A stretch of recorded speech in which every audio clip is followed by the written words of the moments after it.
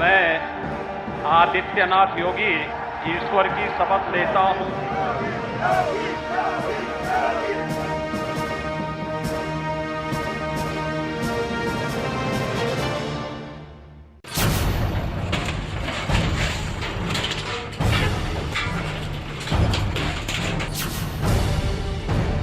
गरीब की झोपड़ी पे आपका बुलडोजर नहीं चलना चाहिए।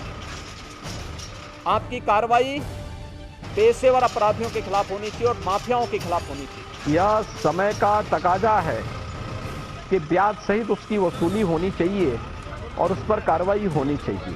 आज किसी माफिया की हैसियत नहीं, किसी व्यापारी को, किसी चिकित्सक को, किसी संभ्रांत नागरिक को या किसी गरीब की संपत्ति पर कब्जा कर ले, क्योंकि अगर करेगा तो बुलडोजर भी चलेगा।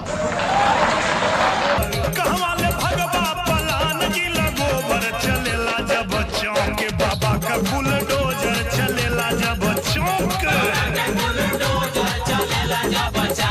बाबा के बुलडोजर चलेला जब चौक।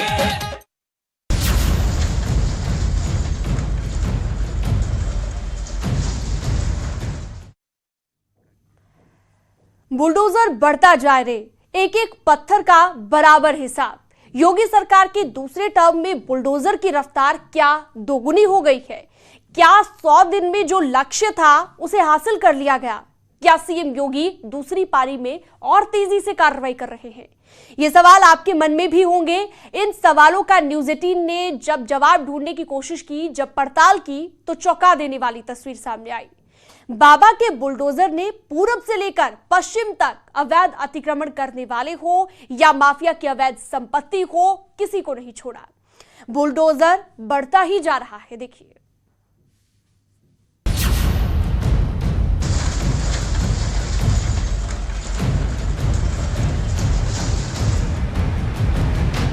योगी सरकार 2.0, माफिया और बुलडोजर।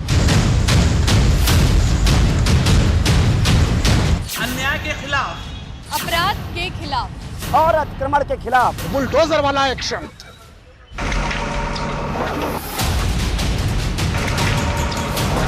खून कर अब कोई भाग नहीं पाता, पत्थर मारकर कोई बच नहीं सकता। गरीबों की जमीन हड़पने वाले अब डरते हैं, गुनाह करने वाले अब डर से सरेंडर करते हैं। क्योंकि जब बुलडोजर बोलता है, जब बुलडोजर चलता है, तो किसी और की नहीं चलती।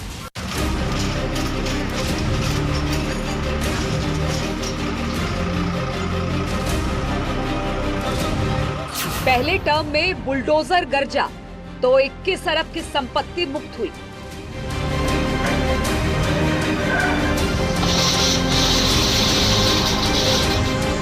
माफियाओं ने 2100 करोड़ से ज्यादा की संपत्ति पर अवैध कब्जा कर लिया था।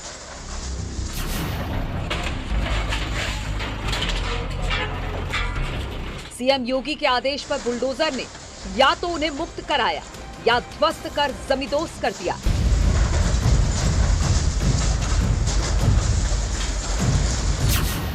योगी सरकार 2.0 में भी बुलडोजर चलता जा रहा है।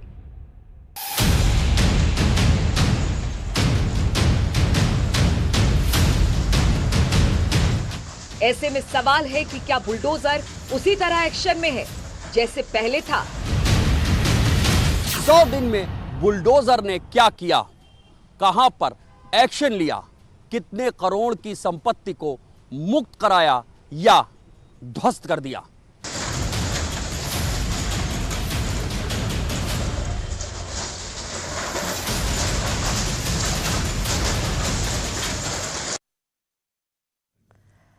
बुलडोजर कार्रवाई की वजह से पहले टर्म में सीएम योगी को बाबा बुलडोजर कहा गया। 10 मार्च को जब दूसरी बार जनता ने उन्हें चुना तो इसके पीछे बुलडोजर का जलवा बताया गया।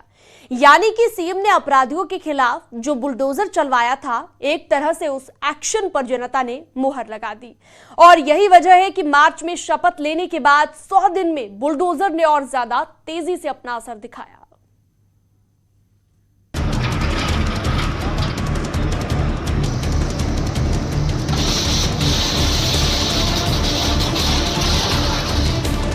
मार्च 2022 को योगी आदित्यनाथ ने पूर्ण बहुमत के साथ दोबारा सरकार बनाई। सरकार बनने के साथ ही यह भी तय हो गया था कि बुलडोजर भी दूसरे टर्म में उतनी ही तेजी के साथ काम करेगा। सीएम योगी का सबसे बड़ा संकल्प यूपी में अपराध खत्म करना है। इसलिए इस दिशा में योगी के बुलडोजर की रफ्तार 25 मार्च 2022 से काफी तेज दिखी। मुख्यमंत्री योगी आदित्यनाथ ने अपने पहले टर्म में पश्चिम के माफिया बदन सिंह बद्दो, वहीं पूर्वांचल के माफिया मुख्तार अंसारी, अतीक अहमद, विजय मिश्रा समेत तमाम माफियाओं को पूर्वांचल से पश्चिमांचल तक उनकी अवैध संपत्तियों पर बुलडोजर भी चलाए। लेकिन इन अपराधियों के पास इतनी अवैध कमाई और संपत्ति है कि एक टर्म में सिर्फ इनकी कमर टूटी, दूसरी पारी में बुलडोजर पूरी तरह से इनके अवैध निर्माण को खत्म करने में जुटा है। गैंगस्टर एक्ट में ये व्यवस्था दी गई है कि यदि क्राइम की दुनिया से कोई भी जो है पैसा कमाता है, भवन खरीदता है, गाड़ी खरीदता है, सामान खरीदता है, ऐसी सभी चीज़ों को क्राइम की दुनिया से जो उसने कमाया है उसको जब्त करने का अधिकार राज्य सरकार को है। गैंगस्टर एक्ट का ही इस्तेमाल कर सरकार पिछले 5 साल से माफिया और अवैध अतिक्रमण करने वालों के खिलाफ कार्रवाई कर रही है। अब सवाल यह है कि 25 मार्च से अब तक कहां-कहां बुलडोजर चलाए गए और वो कौन-कौन से अपराधी हैं जिनके अवैध संपत्तियों पर बाबा ने बुलडोजर चलाकर उन्हें ध्वस्त कर दिया।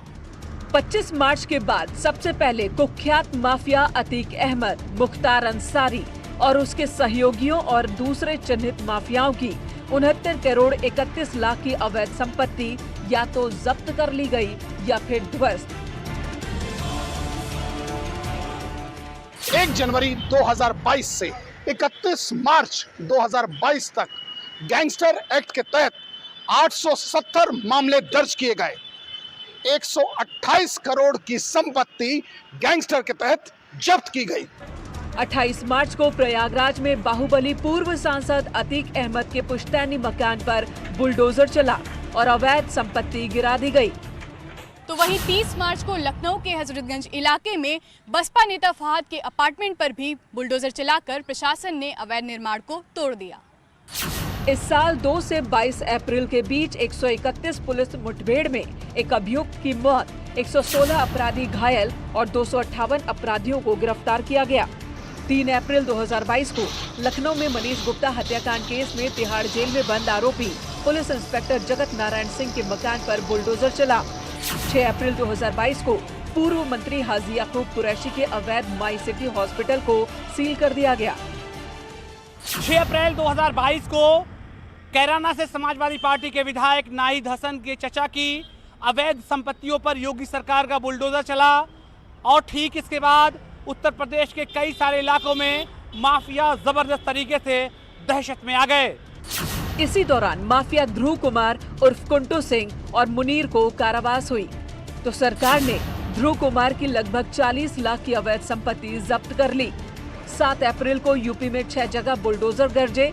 बरेली, प्रतापगढ़, आगरा, आजमगढ़, गोंडा और महोबा में बुलडोजर गरजे।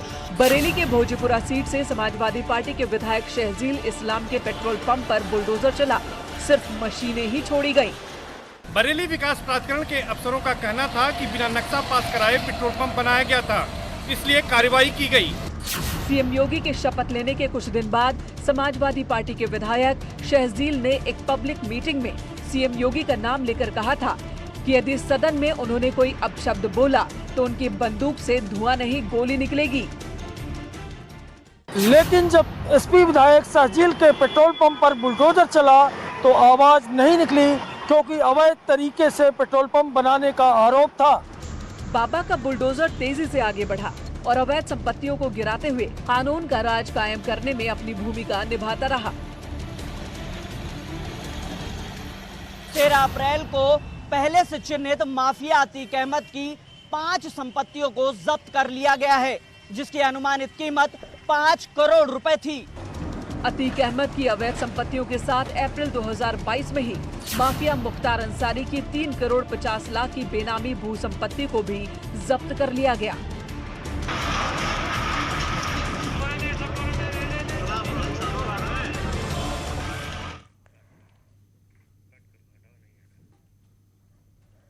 तो मार्च से लेकर अप्रैल तक करीबन 300 करोड़ से ज्यादा की अवैध संपत्ति पर बुलडोजर चलाया गया। इस दौरान सीएम योगी ने 100 दिन में 500 करोड़ की अवैध संपत्ति को मुक्त करने का लक्ष्य रखा था, लेकिन सवा महीने के अंदर ही आधे से ज्यादा टारगेट को हासिल कर लिया गया और 100 दिन पूरा होते ही आंकड़ा बहुत ज्यादा हो गया और ये एक रिकॉर्ड है।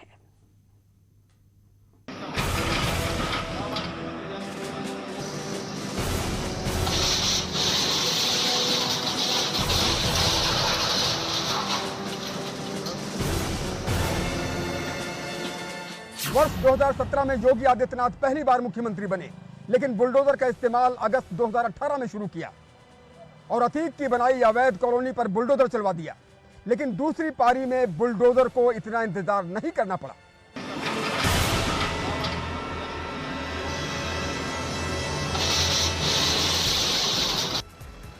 अगस्त 2018 में बुलडोजर प्रयागराज से चला। उस वक्त अपराधियों को लगा कि शायद ये मुख्तार और अतीक तक ही सिमट कर रह जाए, लेकिन ऐसा नहीं हुआ। पहले टर्म में सबसे ज्यादा पूर्वांचल में एक्शन हुए। मऊ, गाजीपुर, वाराणसी, देवरिया, आजमगढ़ और प्रयागराज में माफियाओं की कमर तोड़ दी गई। 2017 में 3 दशक के बाद योगी सरकार सूबे की सत्ता में आई।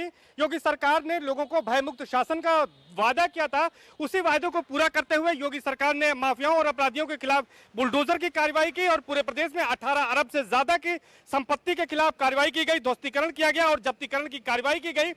पहले कार्यकाल में 70 से ज्यादा बड़ी कार्रवाई की गई, लेकिन दूसरे कार्यकाल में 100 दिन में ही आंकड़ा बड़ा हो गया। 100 दिनों के कार्यकाल में एक बार फिर से बुलडोजर तेजी से गरज रहा है और तमाम जो अवैध प्लाटर हैं उनके प्लाटिंग पर कार्रवाई की गई है। चाहे वो झलवा हो, नैनी हो, फाफामऊ हो, झूसी हो, हर इलाके में बड़ी बड़ी कार्रवाइयां की गई हैं। दूसरे कार्यकाल में सबसे बड़ी कार्रवाई प्रयागराज में की गई। 10 जून की हिंसा के बाद सरकार ने आरोपियों पर बड़ा एक्शन लिया। हिंसा का मास्टरमाइंड जावेद उर्फ पंप के घर को गिरा दिया गया। बुलडोजर ने जावेद के प्रयागराज वाले घर को कुछ ही घंटों में जमींदोज कर दिया। जावेद उर्फ पंप की अवैध संपत्ति करीब 5 करोड़ रुपए की थी। पुलिस ने उसे गिरफ्तार कर जेल भेज दिया और उसकी अवैध संपत्तियों पर बुलडोजर चला दी। सरकार लगातार बुलडोजर की एक्शन में है बुलडोजर को लेकर और ये कार्रवाई अभी थमने वाली नहीं है और ये कार्रवाई लगातार जारी रहेगी। 100 दिन में प्रयागराज में 150 करोड़ से ज्यादा की अवैध संपत्तियों पर कार्रवाई हुई है। इनमें से सबसे ज्यादा अवैध संपत्ति अतीक अहमद और जावेद पंप की थी। ऐसे बहुत सारे लोग थे जिन्होंने बिना नियमों को पालन करते हुए अपनी प्लाटिंग की थी। जैसे झूसी में भी की थी लोगों, नैनी में भी की थी, जीटी रोड पर भी किया गया था और झलवा साइड में भी लोगों ने बहुत किया था। उसको प्राधिकरण ने ध्वस्त किया है और उनको ये भी कहा है कि यदि आपको कुछ काम करना है ऐसे तो प्राधिकरण के नियम कानून का पालन करिए, ताकि जो लोग आए उनके साथ धोखा ना हो सके, लोगों को मूलभूत सुविधाएं मिले। प्रयागराज के बाद सबसे ज्यादा कार्रवाई पश्चिमी यूपी में की गई। सहारनपुर, मेरठ और शामली में बुलडोजर गरजा। ये सहारनपुर रेलवे स्टेशन के पास एक होटल की तस्वीर है। अवैध तरीके से इस होटल को तैयार किया गया था, लेकिन जांच के बाद नगर निगम की टीम ने इस अवैध निर्माण को तोड़ दिया। योगी सरकार 2.0 में बाबा का बुलडोजर एक्शन मोड में है। लगभग 100 ऐसी प्रॉपर्टियों पर कार्रवाई कर चुके हैं और कहीं ना कहीं इसका डर अपराधियों में भी देखने को मिल रहा है। जनता रोड के इस प्रकार से ये भूमाफियाओं के खिलाफ ये कार्रवाई, एक बड़ी कार्रवाई जो देखने को मिल रही है। एक बड़ा निर्माण यहाँ पर किया गया था जिसको बाबा का बुलडोजर यहाँ ध्वस्त कर रहा है। 22-23 जून को मेरठ में एक साथ 14 अवैध निर्माण पर बुलडोजर ने कार्रवाई की।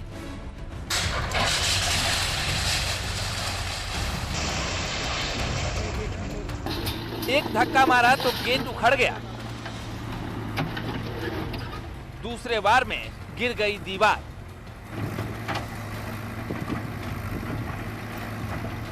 तीसरे प्रहार में अवैध इमारत बर्बाद हो गई और इस तरह से बुलडोजर ने मेरठ में अवैध कब्जे को ध्वस्त कर दिया। मेरठ विकास प्राधिकरण ने 4 जोन और 16 सब जोन में ध्वस्तीकरण का मेगा अभियान चलाया। बाबा का बुलडोजर शहर से बाहर बन रही कॉलोनियों पर एक्शन तो लिया ही, कस्बे के अंदर की अवैध इमारतों को भी धराशायी कर दिया। 23 जून को जोन ए में रेलवे लाइन के पास ग्राम लिसाड़ी और फतेउल्लापुर रोड पर बनी अवैध कॉलोनी गिराई गई। जोन ए में ही ग्राम बजोट बम्बा बाईपास पर बने अवैध निर्माण को ध्वस्त किया गया। जोन ए में ही तीसरी जगह खसरा नंबर 59 पाट नूर नगर सूर्यपुरम शास्त्री कॉलोनी के पास बुलडोजर चला। Zone B1 Vrindavan colony gate के पास अवैध कॉलोनी पर एक्शन किया गया।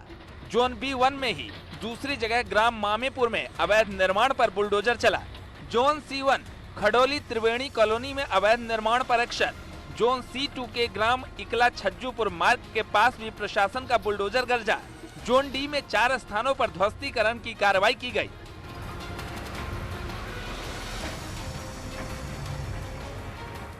मई और जून में मेरठ के ड्रग्स तस्कर तस्लीम की 1.5 करोड़ की संपत्ति जब्त की गई।